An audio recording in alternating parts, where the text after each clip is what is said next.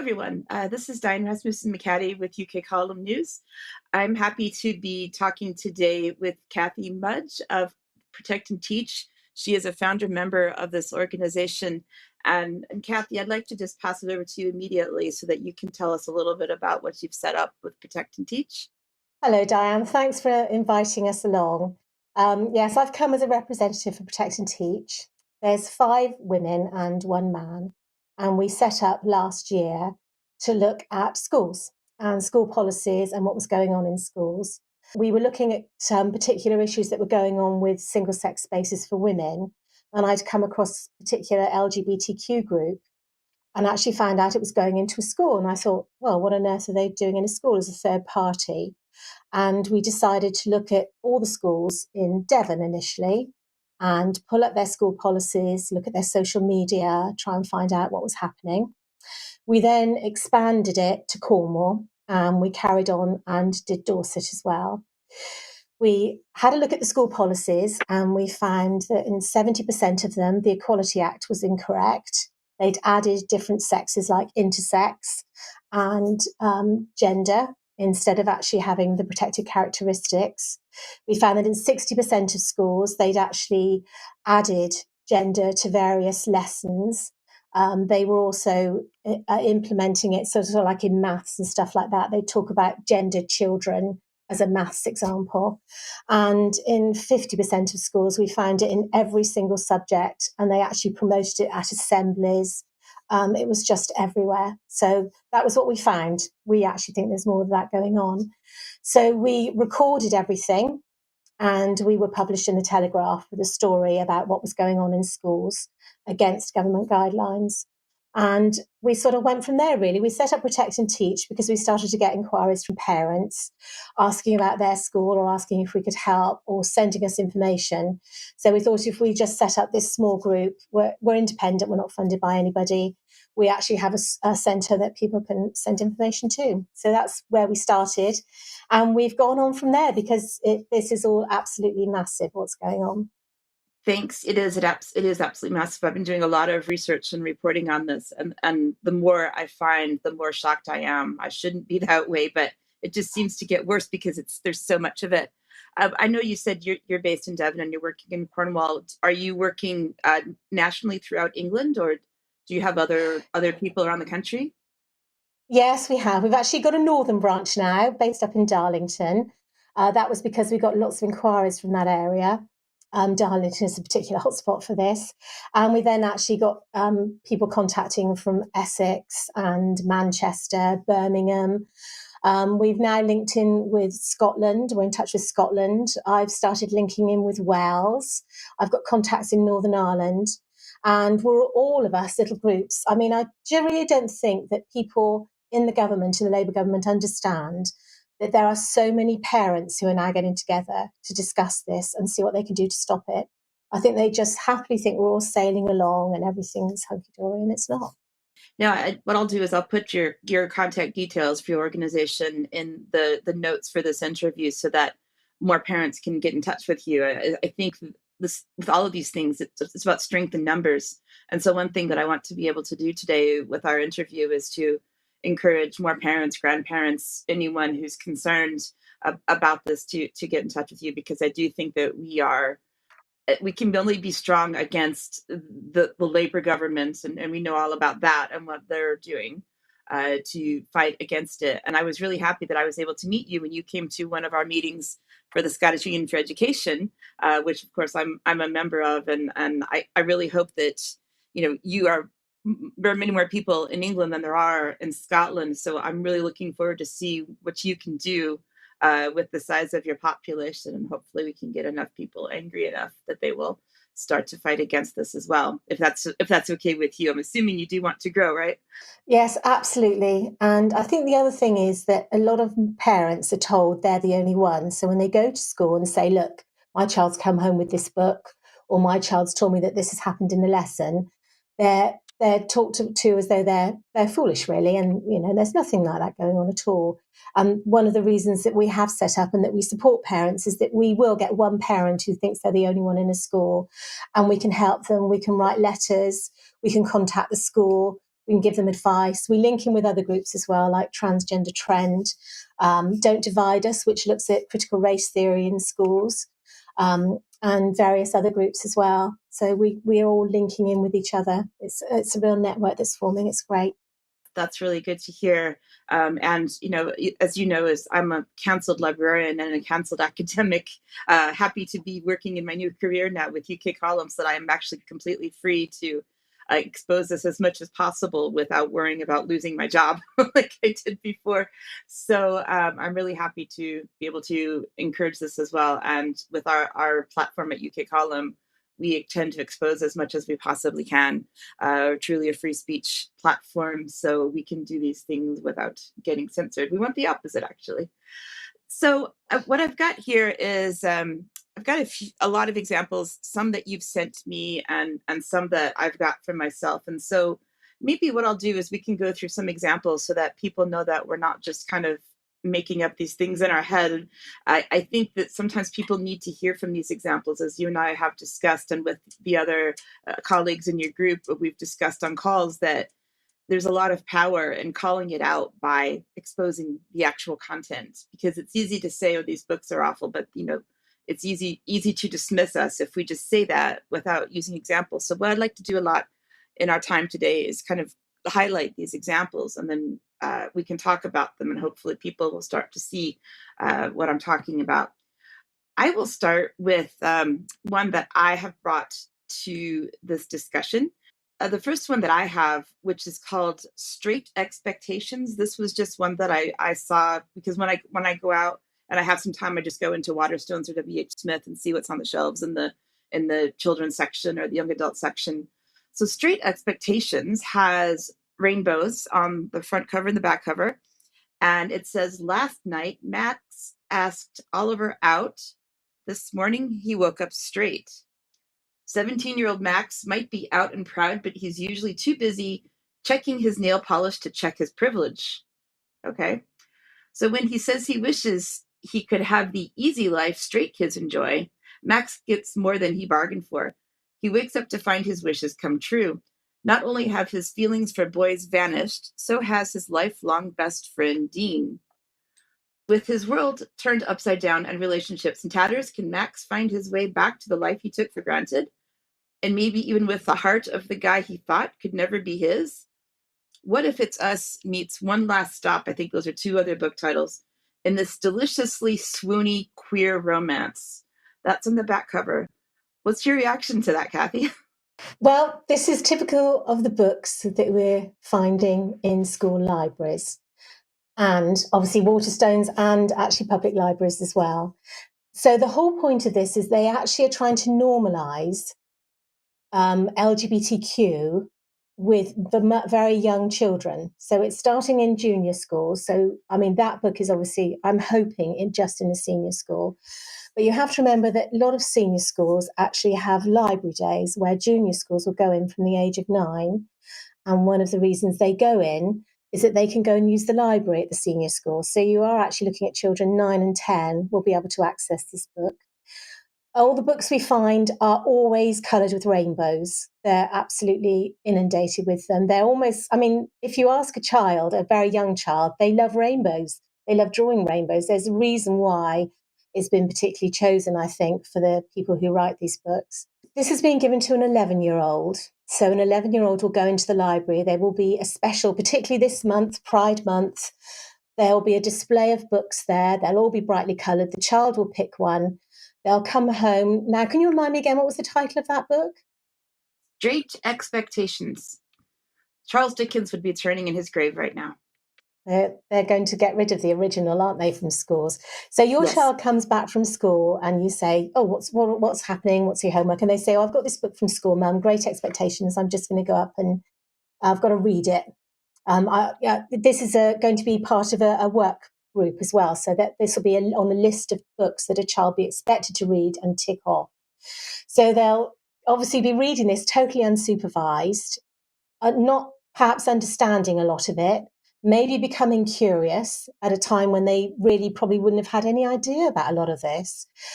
And I just feel that if a parent knew, if this book came home with a big warning beacon on it and said, right, your child's brought home this book to read on their own, you'd be immediately, right, let's have a look, let's see what's in this.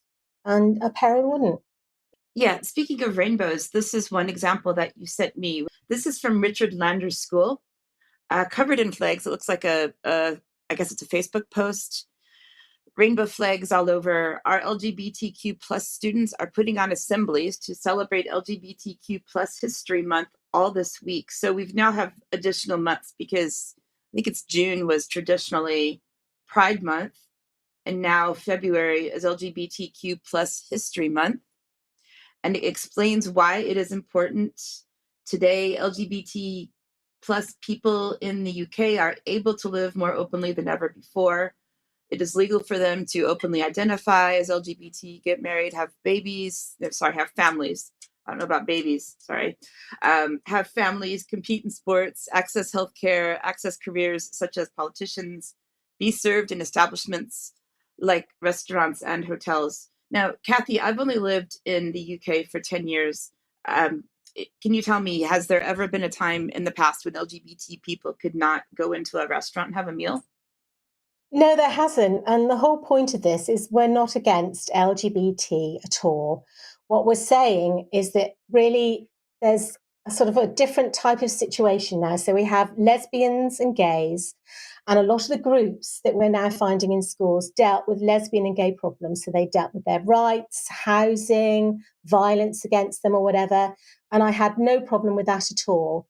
But now this TQ has come, TQ plus, and nobody knows what the plus is for, has been added to the lesbian and gay group. And the groups that you mentioned are now coming in to promote transgender ideology. That's what it is. Now, you mentioned Richard Lander's School. Richard Lander's School is one of the groups we've been investigating called the Intercom Trust. So the Intercom Trust get about 670,000 a year, and a lot of that comes from government grants, it comes from the lottery, it comes from a lot of other very unusual groups that supply money every year. We now know that Stonewall's been involved heavily. Stonewall has a program on how to introduce LGBTQ, remember it's that long word, into junior schools and senior schools with things that teachers can download from their site telling them how they can introduce it. And this is how it starts. They gradually introduce it on like the Pride days or whatever. Now, what you're doing is you're exposing very young children to things that they have no idea is happening. So you're saying we've found it in schools as young as 5 that they talk to children about how they can be born in the wrong body, how they can change their body so they want to be a boy, how they can change and be a boy. I mean, this is a total lie to children. If a child is coming to school and they are saying that they don't feel right in their body for whatever reason, that is a sign that something is going on in their life that needs to be investigated. But instead, these groups would say you celebrate it. Now, we know that these groups in Richard Lander's School, they'll be holding lunchtime LGBTQ meetings. The whole point of a lunchtime meeting is that all children can go to them. They're totally unregulated because they're happening during the school lunchtime. They used to be set up. So, for example, you didn't like your school dinner. So you would have set up a group, you would have asked your teacher, you would have had a lunchtime meeting, a whole load of you would have got together to discuss the school menu and how it could be better. It would have been timed, it would have been supervised by a teacher, it would have had a set outcome, as in, this is what we're going to do with school dinners. At the end of that period of time, the children would go to the teacher and say, we've decided we want to have chips every day. Now, with the LGBT clubs that are going on, they run continuously. They send in, Intercom Trust has 2 people, one in Cornwall, one in Devon, and they get sent in to set up the lunchtime club. That lunchtime club will be open to 11 to 16-year-olds. There will be no record kept of who's going to those clubs, except possibly by the Intercom Trust. There'll be no ideas about what's going on. Sometimes they make rainbow badges or whatever. So there's no plans about what they're discussing. It's extremely rare for a teacher to actually go along and be involved. Sometimes they are, but if they are, it would probably turn out that they're actually probably quite an activist in this area anyway. So you imagine the child in the playground, possibly autistic. They even say in their own report that they have a high number of autistic children and the number is rising. And how can we make our LGBTQ group more welcoming to them? So you have a child that's not fitting in, maybe being bullied in the playground, and on a Wednesday lunchtime, they know that they can drop into this club. This club will have been publishing their stats about what's going on, and they say that they're full of trans and questioning children. Now, this is where I believe that the questioning children are actually lesbian and gay children who really don't want to admit that they're lesbian and gay because it's not cool. Being trans is cool. Being queer is cool. Being non-binary is cool. But actually being lesbian and gay is not. And, you know, what you're talking about really is you're talking about people who they're attracted to, lesbians and gays, and what they're attracted to. And the TQIA plus, I mean, it means nothing. What is that all about? It's actually really confusing for children. So, Richard Landers School, if we go back to them, they actually have pupils who are considered part of the queer club. And they actually are attached to a school for children with learning difficulties up to the age of 25. And they go and do their pride assemblies. So they'll actually send teenagers from the main school to the school with children with mental health issues and learning disabilities to talk to them about pride and the LGBTQ and being queer and everything like that.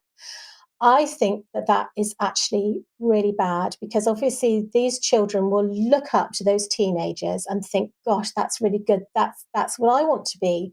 I was born in the wrong body. You know, I want to self-identify out of this. I want to be like them.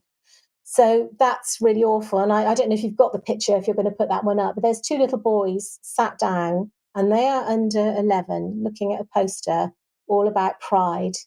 And I find that really sad, heartbreaking picture to see. Yeah, no, absolutely. And, you know, again, go back to the Born in the Wrong Body for young children as well. There's one book that you've put in here, and one that I've shown previously actually on You Could Column, showing that young children may not even want to be the same, not only the same gender, but even a different species. So the whole idea of just being born the wrong way. So, for example, you know, I don't know what book this is from, but it says, your name, she says, is Mulan, and she sang a song that her own mother had sung to her long, long ago. Can you explain this one? I think the interesting part as well on that page is where it says, the baby's mother gave her child a bath and rocked them in her arms. So that must be the non-binary pronoun, right? Is that what you were trying to show with this one? It's playing with words. This is what this is all about, playing with words. So getting rid of male and female. As you know, loads of teachers will now say they're not allowed to call their children boys and girls. Come on, boys and girls, come on back into the classroom. They, them is non-binary is actually very dangerous because what it's trying to do is it's trying to keep the child as a child. So they're not sexually developing into a boy or a girl. They're going to be in between. It's actually, I believe, very paedophiles are very fond of using non-binary as a way of playing with a child's mind, so that a child doesn't get any strong feelings either way and remains a child for them. Non-binary as well is a way of not really committing to anything because it means nothing. You're not a sex at all. So it's very favoured by girls who actually are not happy with their changes in their body and stuff as they're getting to be teenagers. We know from research that there's a high level of possible previous sexual abuse. We also know there's a high level of children that are in care going down this route. So from a really young age, I mean, that book, as you know, is for a very small child. And you could read it as a grandparent. You might read that and not really realise. Maybe you think the grammar's not quite right, but you actually don't realise that subliminal message that they're passing to that child. There's no such thing as sex. It's they, them. You're not boys, you're not girls. All of our fairy tales are all about big bad wolves and horrible things that can happen to children. It's sort of like a warning for very small children, beware of the wolf. What we're doing with these books is we're saying that wolf, that's your grandma, or your grandma is the wolf, so you're twisting the message totally. This is something called queer theory, which I'm sure you've probably covered before. Um, so it's breaking down barriers between children. So that book is taking away safety from children. All parents and grandparents would say that if their child gets lost, you'd say to them, go and find a woman and say that you're lost. You would say go and find a policeman, but you don't see those on the street many times these days. Now you're saying go and find someone who looks like a woman, because you're saying that a man can be a woman. And as we know from the case up in Scotland with the butcher, that is so dangerous for children, that they don't know the barriers. They also, if they don't have barriers, it means that men, as you know, are obviously more likely to be sexual predators anyway. So you're taking away that natural instinct that a child has, and you're telling them, don't worry about it. Everyone's the same. Children are the same. We know of schools where they've actually got very young children who are being identified as the opposite sex. We have one case which has traumatized girls, that they had a boy who was dressed as a girl until one day in the toilet, and they were about 6 or 7, they realized he was a boy. And one little girl, it really affected her mentally, that she'd been playing with this, what she thought was a girl, and it was her friend, and it turned out to be a boy. That's the sort of damage that's being done. Yeah, there's a photo in here that I took in the bookshop at the British Library in London. Book is called Gender Swapped Fairy Tales by Carrie Franzman and Jonathan Plackett. I didn't take a look at the book, but I did take a picture of the book cover when I was in the bookshop, because I actually see these things seen it all over the British Library, all these different kinds of materials. You have another slide in here. There was a boy saying that they wanted to wear girls' clothing, I believe it was. Yes, this links in with the BBC. And as you know, at the moment, they have Waterloo Road, which is the school programme about children at school.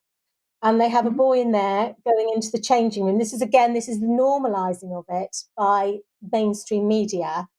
And the girls are all out playing netball or whatever. And he's in the changing room sniffing all their clothes and stroking all their clothes. And, you know, it's really, really an awful scene. This is for children, will be watching this from a very young age. And then the girls all come in and berate him.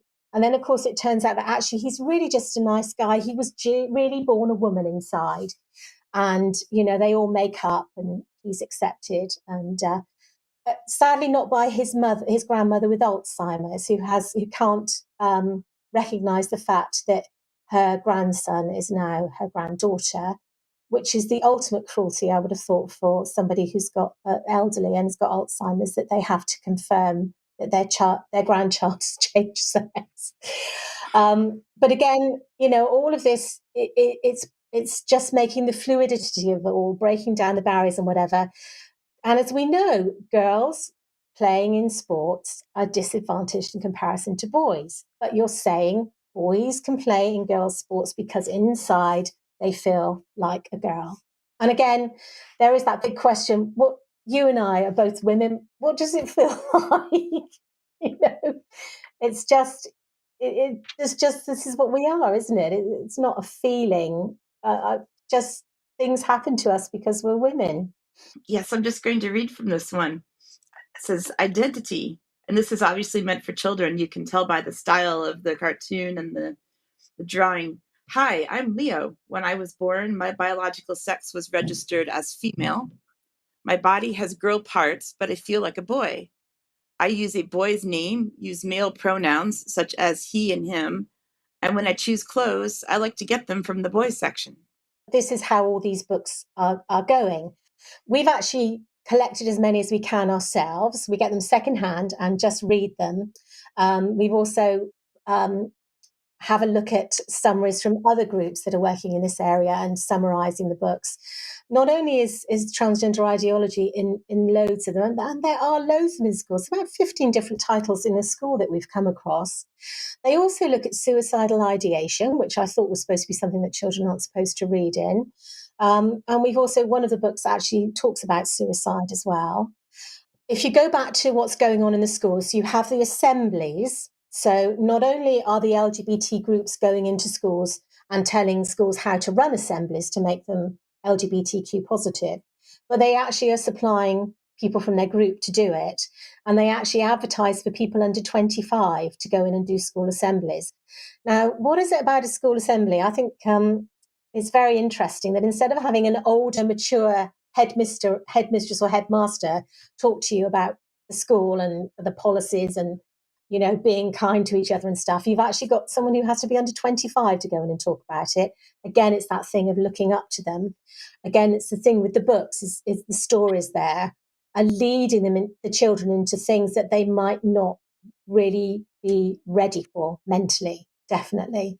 If you also look at the fact that they are pushing an ideology where trans is a big part of the book. So very few of these are actually gay. A lot of them are trans. A lot of them have drag queens in as well, which again is BBC's favourite person.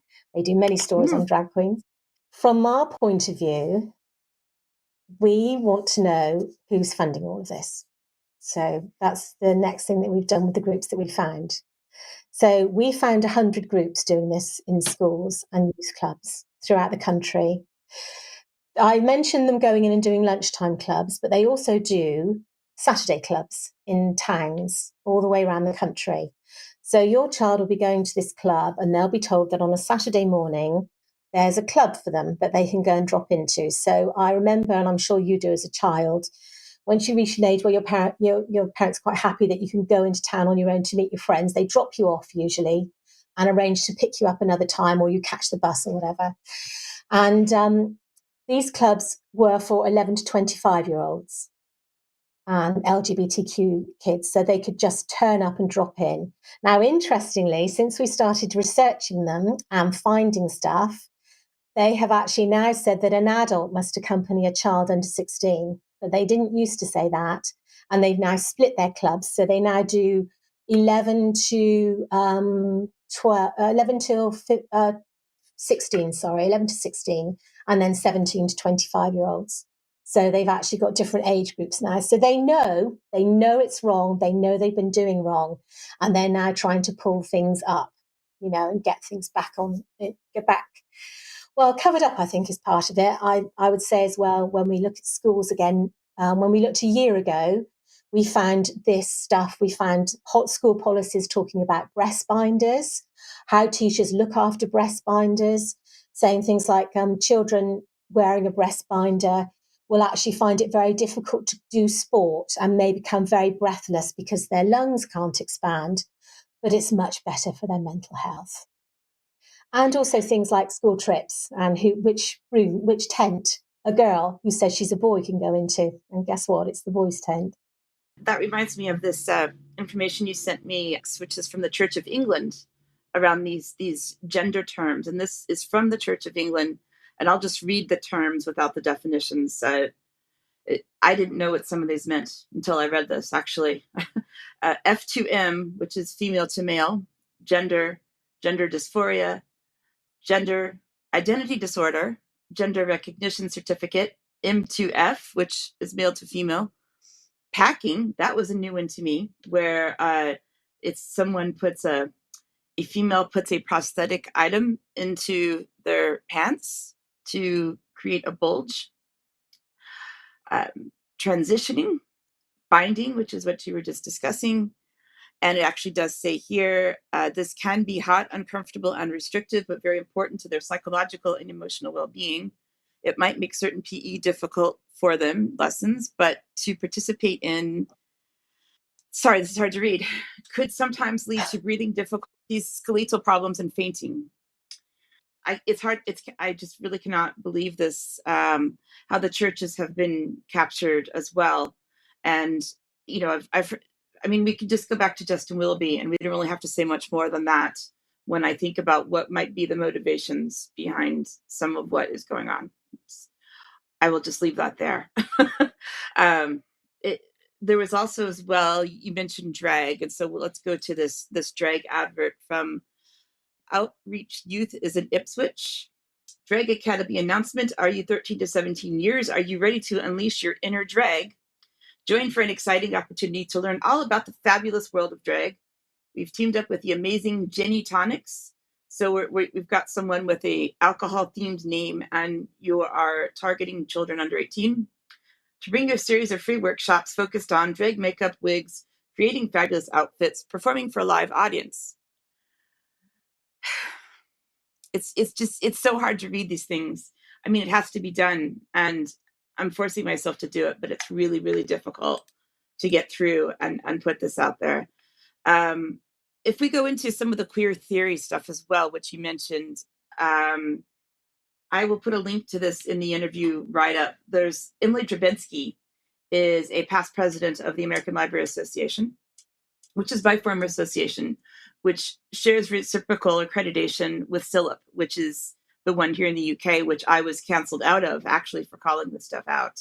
SILIP is Chartered Institute for Library and Information Professionals.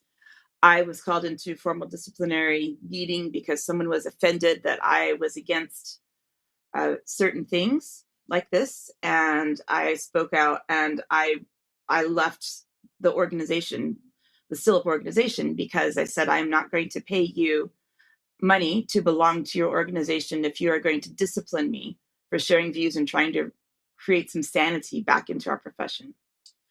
But anyways, they are all into these sorts of things, and they use these kinds of terms, intersectionality, wheel of power, wheel of privilege. So we are supposed to be, as as librarians, as educators, teaching these things about the wheel of power and the wheel of privilege, which really, and I agree with what Don't Divide Us, that the meaning of that organization itself, we should not be divided. But what this really does is divide us, because this wheel of power, wheel of privilege, has all these different identities. And what intersectionality means from this theoretical perspective, which Emily Drabinski wrote about in an article called Queering the Library. Literally, I think this was actually about 10 years ago when she wrote this article. The intersection of all of your different identities that make up your single identity, basically. And so the thing is that all of us have multiple things that describe us as people, but this is just my interpretation. Tell me if you see this differently, Cathy, is that certain identities, such as the TQ plus, tend to be prioritized in terms of importance over other people, including lesbians, gays, straight people.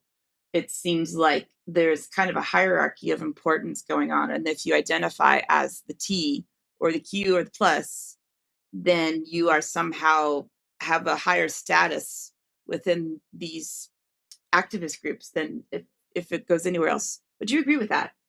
Yes, I would, absolutely. We see it in the schools itself. I mean, really, this is emotional abuse of the children that don't agree with it. We know from the parents that often the reason they contact us is their children are really upset by what has gone on at school.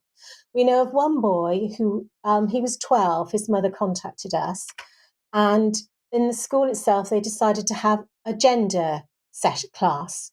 So they had to go around the whole class, and every child there had to say their gender.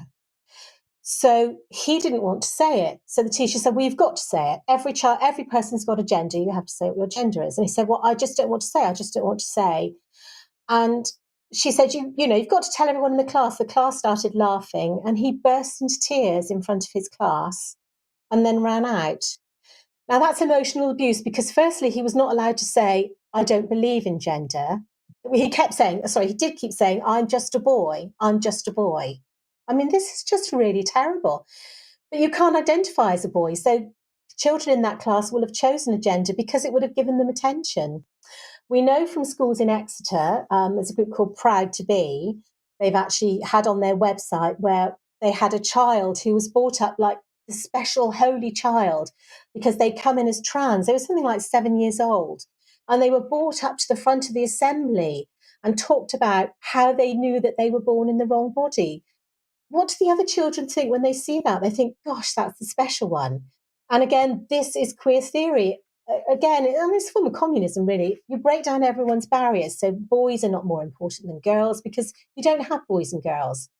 Well, who doesn't benefit most? It's bound to be women and girls because they're the weakest. You know, they're the most vulnerable of that sex group anyway. So you've already put them in trouble. But also boys themselves. I mean, why did that boy get upset? Maybe, I mean, he was 12. Maybe he himself thought perhaps he isn't, straight. So maybe that put pressure on him that he wasn't ready for.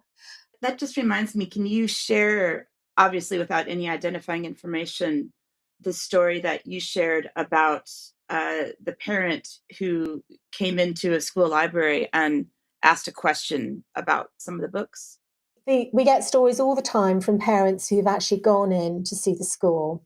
We often find it's the mothers because usually the fathers are working. The mother's often maybe a part-time and can go in during school hours because this is another issue.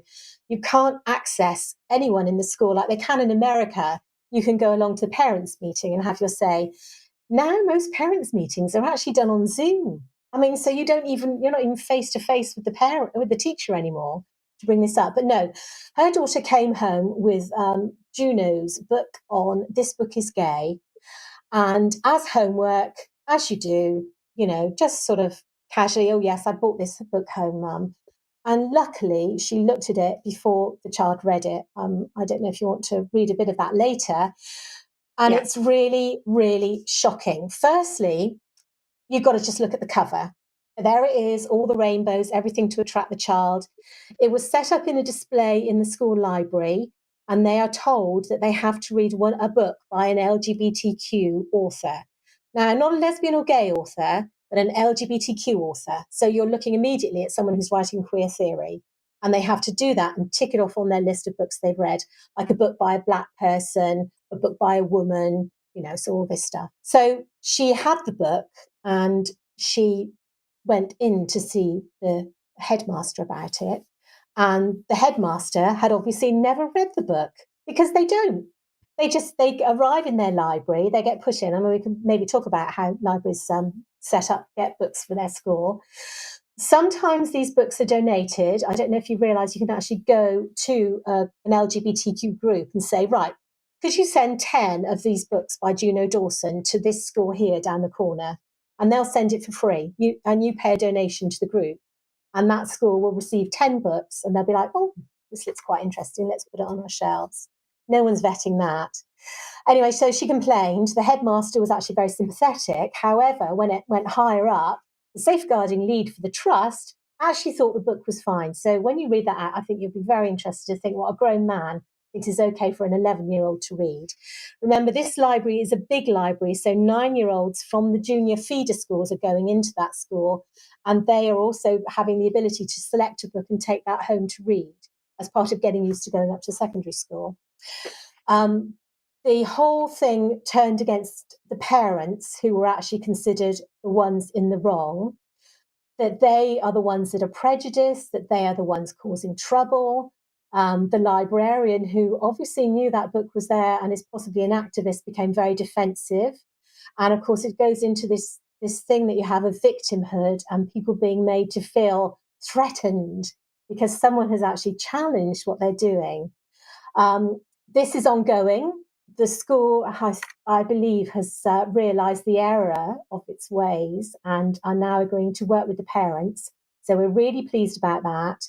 We're obviously supporting the parents themselves, but the parents are doing all the work here. They're actually getting involved. They're actually looking at the library list because, again, as a parent, you should be able to say, can I see the list of books you have in your library and actually get a list? I mean, I've just FOI'd a school and asked for their library list, and they say they don't hold that information. I mean, really, they don't have any information about what books are in their library. I mean, that Of is course going they back, but well, exactly, that's an evasion. Um, yeah, so that's the situation that we've had. Now, what do we do? So, as a group, we can help. So, we can help support them. We can give them advice. We can look at what they've been given, and we can look at it from keeping children safe in education, the CAS report, Human Rights Act. There's all sorts of things out there that support parents and their children. However, this has been really undermined. The schools are now going to be the new parents. That's what they want. They're taking away a lot of power from parents in saying what their children can and cannot see. As you know, they can't take them out of sex educations. And that's another interview in itself, which we're not covering here because that's pretty horrendous what's going on there. So PHSE is the lesson that they have to go to as well. And it's the PHSE where they get this stuff, they get the books, they get the information, and then after it's over, the parents get to review it. So there's another parent I'd like to talk about, if that's okay. This was a father who actually found out about the PHSE by a group called Jigsaw. Jigsaw is in most groups. Now, he was told by his child, and we have other children as well who are 5 years old being taught, have been shown slides on men who say they're women, like Laverne Cox, and how awful their lives are, and what 5-year-olds should do to make these men's lives better. Just unbelievable. The school denied that, though. They said, no, there's no way it's in the slides or anything. In order to see those Jigsaw slides, because it's a business, they say they've got to protect their slides and everything, and it can't be seen by people in case it's copied. So it means that he had to go to the school with 2 teachers who showed him the slides that he said his child was shown on a laptop. They lean over him and they just quickly press the fast forward button. So you just see the slides. Now you can actually select the slides that parent sees. So it's not it's not like a film where it runs through. So they just click on the slides they want that parent to see. The parents then sent a summary of the slides. So it will say, slide 1, this is about a boy who thinks is not happy with themselves and doesn't fit in.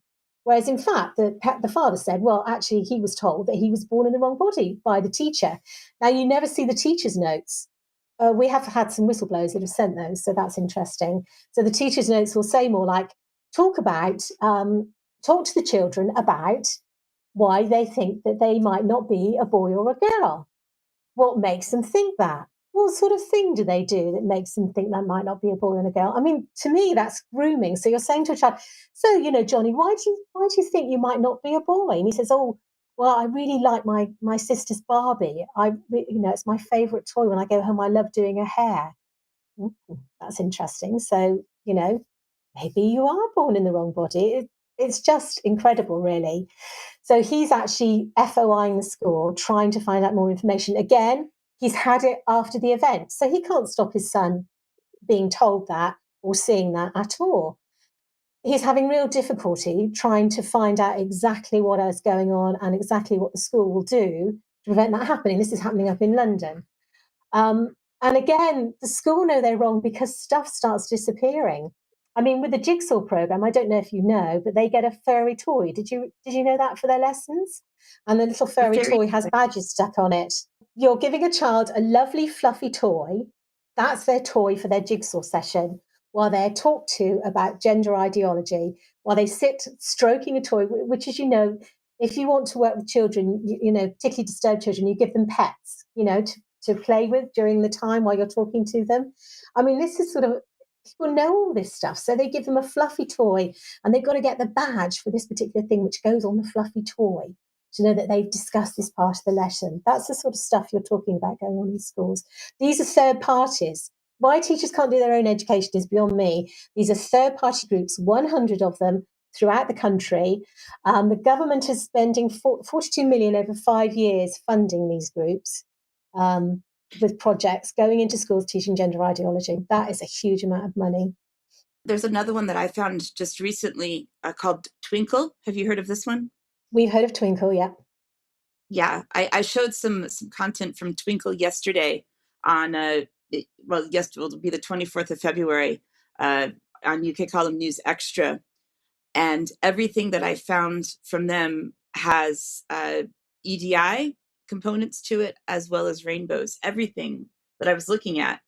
And the one in particular that I showed yesterday on Extra was for the COVID Day of Reflection. Did you know that there's a COVID Day of Reflection on the 9th of March this year? So be sure to reflect on the 9th of March. Anyways, there was this EDI piece of propaganda for children, which was suggested for a curriculum lesson plan for the children to reflect, had a rainbow, and it had very diverse children pictured in the photo.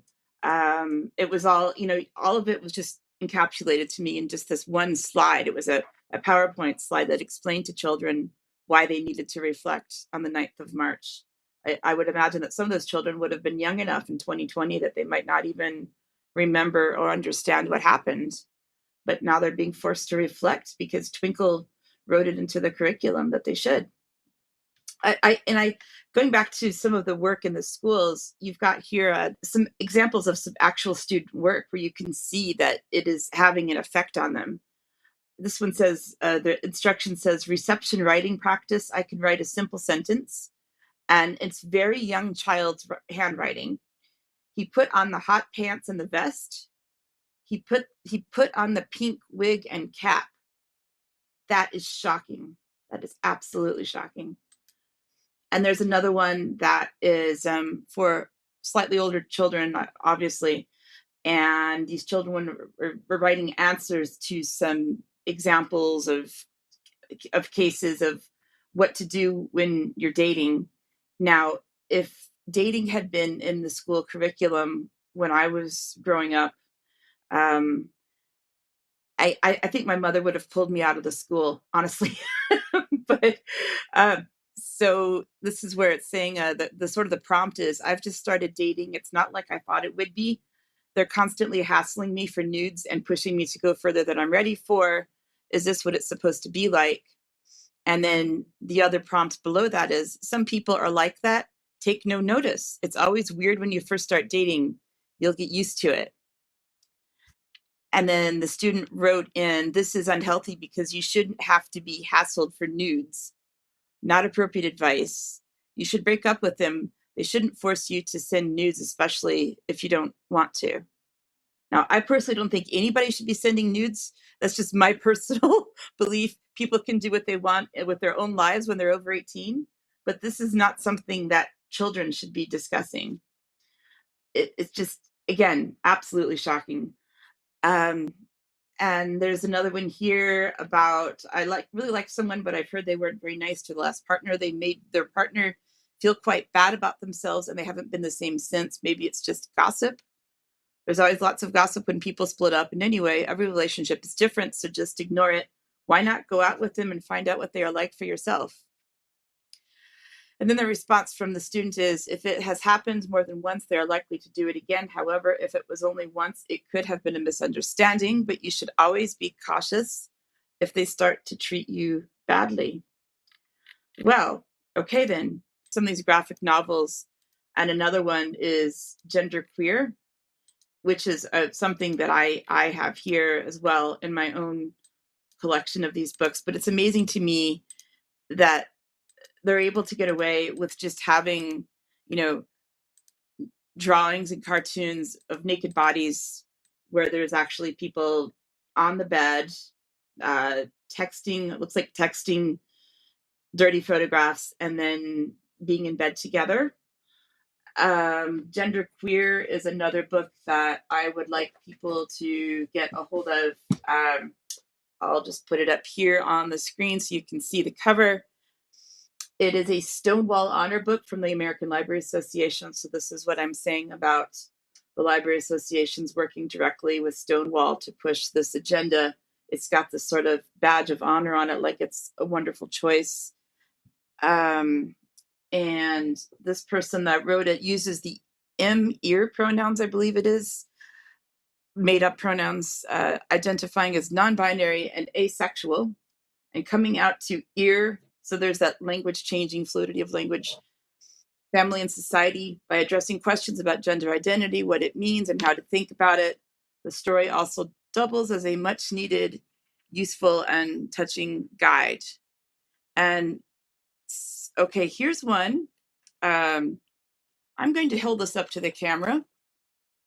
If hopefully everyone can see that. There is actual oral sex between two men being depicted on these pages, complete with describing text and actual graphic images. The other one here is This Book is Gay, which is the one that we were discussing earlier. And what I want to do for this one is I'm just going to read out some of the examples that were in the email that you sent me that had been highlighted as particular problems. There is a glossary of terms in This Book is Gay. And some of the ones that have been chosen on this particular page, again, words I had never heard of before in some cases. Rimming, licking the bot, scat, eating poop, scissor sisters, a sexual position for two women, or an early 2000s electropop band. Strap on, a sex toy worn on a belt. Sub, being the submissive partner during sex. Top, stroke active, being the partner who gives during sex. Vibrator, a vibrating sex toy. Water sports, stroke golden shower. Weeing on people in a way considered sexy. Poppers, slang term for amyl nitrate and aroma that gives a feeling of lightheadedness.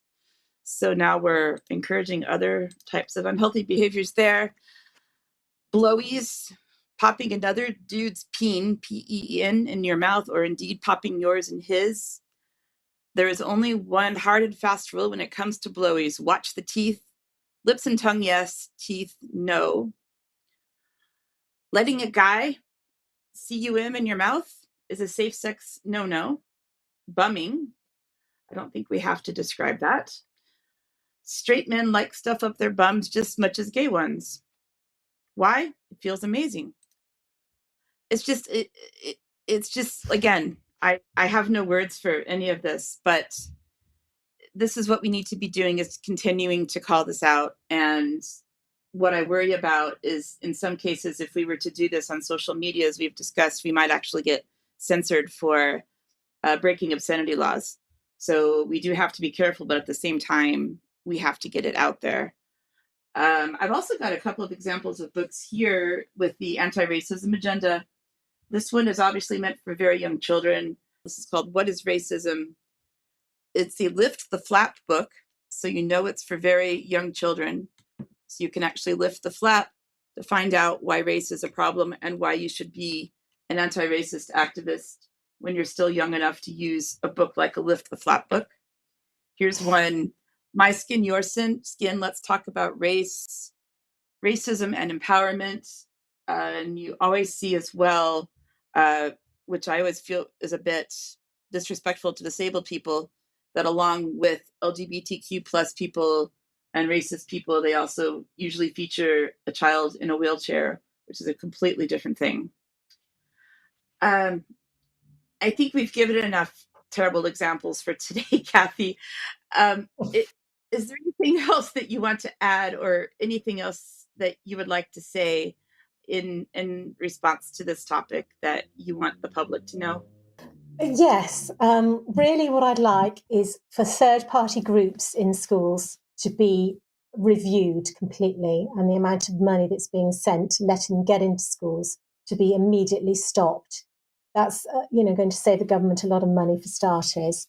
I want schools to be transparent. I think parents should be able to see absolutely everything their child will be seeing before they see it. I think PHSE should be thrown in the bin. It's a load of rubbish. I think sex education, parents can withdraw their children, but I think a lot of them have no idea of just how extensive it is now. But again, they would know if it was open. I can't understand why they believe that this is the way to go, to hide stuff from parents and expose children to this. We just want everything out in the open. Once it's out in the open, parents can challenge it, think changes can be made. But while it's being hidden and secret and not put on the agenda, not put on the school websites, then we've got big trouble. And we're getting children indoctrinated into thinking that they're born in the wrong body, which is a lie. It's going to cause huge mental health problems to them, and it's going to ruin their life if they carry on down this route, which Cass says is a possibility, that what happens in schools will actually lead to them going into hospitals and having these operations. That is just a terrible, terrible thing to do to children. Absolutely, absolutely. Cathy, I just want to thank you and the others in Protect and Teach for all of your hard work. I'm really happy to hear that there are more and more parents out there on the ground around England starting to work on these problems and getting them out as quickly as possible. Because again, I say this with everything that we need to fight that our governments are doing to us.